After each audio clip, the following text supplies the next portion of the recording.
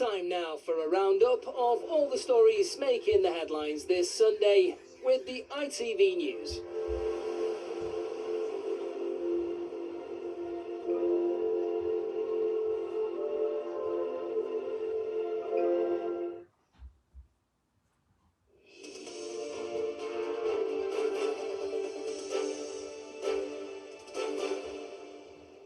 Good afternoon, I'm Charlie Frost.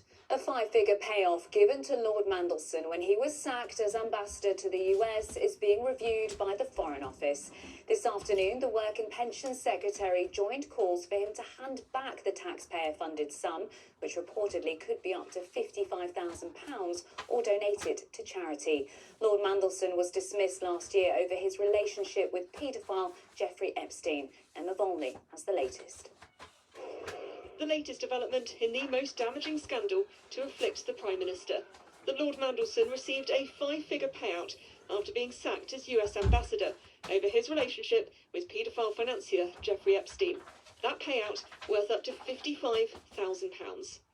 I don't think the public will like him getting a substantial payout. I don't know how much it was, so I think if I was Peter Mandelson, I'd be reflecting on that and either give it back or give it to a suitable charity.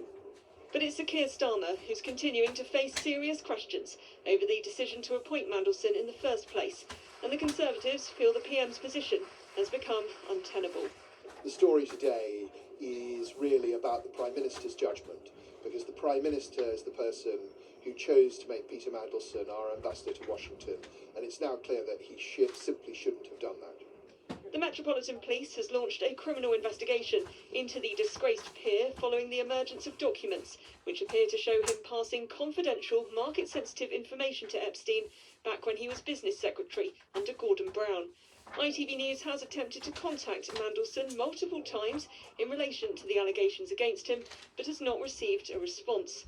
The Foreign Office is now starting a review of the payout given, while the Prime Minister is left facing the most serious test of his leadership so far. And Emma is here with me. So, Emma, can Sir Keir Starmer keep his job? Will he keep his job?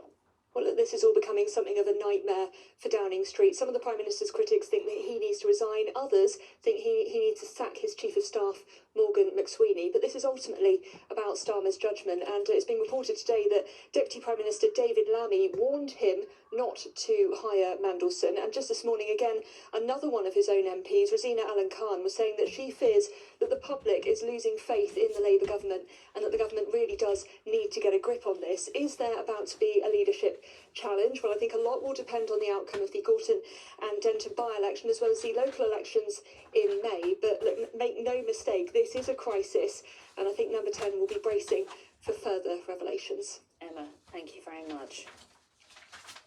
A US TV news anchor whose elderly mother is missing has posted an emotional video telling any kidnappers they will pay for her safe return.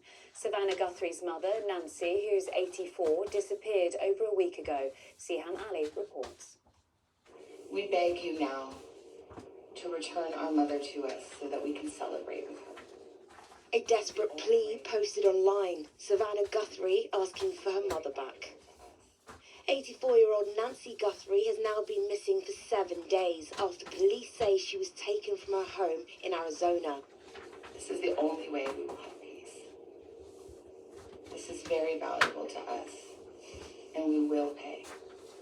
The FBI says the US news anchor Savannah Guthrie was responding to a message sent to a local television station on Friday, one of several alleged ransom letters sent to the media this week. At least one demanded money and set deadlines, the latest being Monday, though police have not confirmed whether any of these are genuine. Investigators say blood found on Nancy's porch has been linked to her DNA. But a week on, there are still no suspects and, crucially, no answers. Officers returned to the neighbourhood on Friday, resuming searches and reviewing new information. But time is now the family's greatest fear. Nancy Guthrie has a pacemaker and needs daily medication. Police say they have no way of knowing whether she's receiving it. Now, Savannah Guthrie, used to speaking to millions of Americans every day, is speaking now only to her mother's captors, pleading for her safe return at whatever cost. Siam Ali, ITV News. Here, there appears to be no end in sight to February's relentless weather, with more heavy rain warnings for parts of England and Wales throughout Monday. There are already dozens of flood warnings in place across the southwest of England, which suffered some of the worst flash flooding last week, and the Midlands. Yellow warnings for Monday now cover much of the southwest as well as South Wales. Data from the Met Office shows some parts of the UK recorded more rainfall in the first 5 days of this month than they do in the usual whole of February. To Italy now, where the start of the Winter Olympics has not been without complications and controversy. Authorities have called 3 suspected attacks on northern Italy's rail network an act of serious sabotage. A fire, severed cables and an explosive device all caused severe disruption for travellers yesterday. Meanwhile, there have also been protests near Olympic venues. The main demonstration saw around 10,000 people take to the streets of Milan to protest over housing costs and the environmental impact of the Games. Back on the ice and snow, though, there's been plenty of sporting action, with the women's downhill skiing taking centre stage this morning, and there was heartbreak for the legendary Lindsey Vonn. ACL just last week.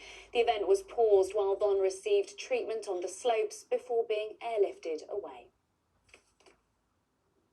Well, that's all we have time for. Yasmin will have your tea time update at 5:30, but you can always get the latest on ITVX or on our website, itv.com/channel.